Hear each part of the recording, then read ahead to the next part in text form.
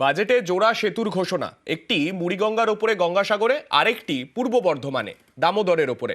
প্রায় ১,৫০০ কোটি টাকা খরচে জোড়া সেতু তৈরির সিদ্ধান্ত রাজ্য সরকারের।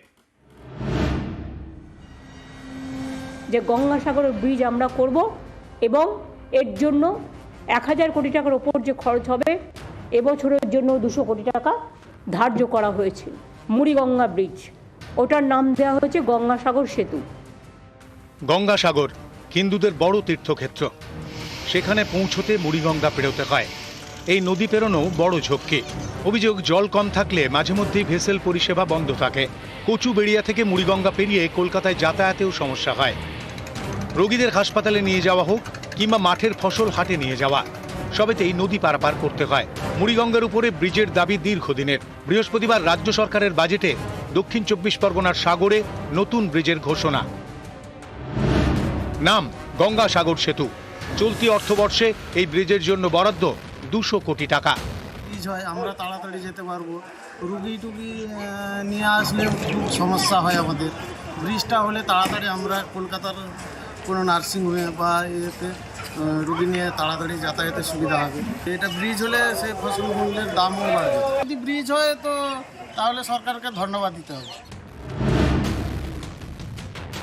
একটা যেমন কৃষি ব্রিজ আছে, তেমনি আর একটা দামোদর নদীর ওপরে শিল্প ব্রিজ তৈরি করা হচ্ছে, যাতে অনেকগুলো জেলা কানেক্টেড হবে এবং শিল্পের জনজোয়ারে কাজে লাগবে।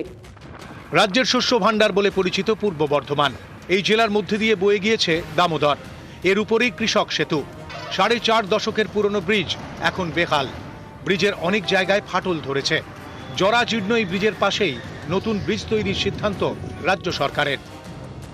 কৃষক সেতুর উপর ভরসা করতে হয় আপনার হুগলি, বাঁকুড়া, ২ মিদনাপুর, এমনকি কলকাতা থেকে কলকাতা হলদিয়া বন্দর পর্যন্ত যাওয়া আসা করতো। কৃষক সেতুর অবস্থা কিন্তু প্রচন্ড বেহাল। আমরা দক্ষিণ দামোদরের মানুষরা বহুদিন থেকে দাবি তুলছিলাম যে আর একটা বিকল্প সেতু দরকার।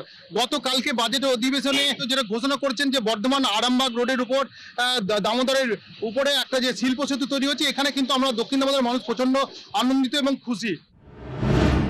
দামোদরের উপরে তৈরি হবে ৪ লেনের ব্রিজ। কৃষক ব্রিজের বিকল্প শিল্প সেতু। ৬৪০ মিটার সেতুর জন্য বরাদ্দ ২৪৬ কোটি টাকা। ৩ বছরের মধ্যে দামোদরের উপরে নতুন ব্রিজের কাজ শেষ করার লক্ষ্যমাত্রা নেওয়া হয়েছে। বিশ্বজিৎ হালদার এবং শরদিন্দু ঘোষ, নিউজ ১৮ বাংলা।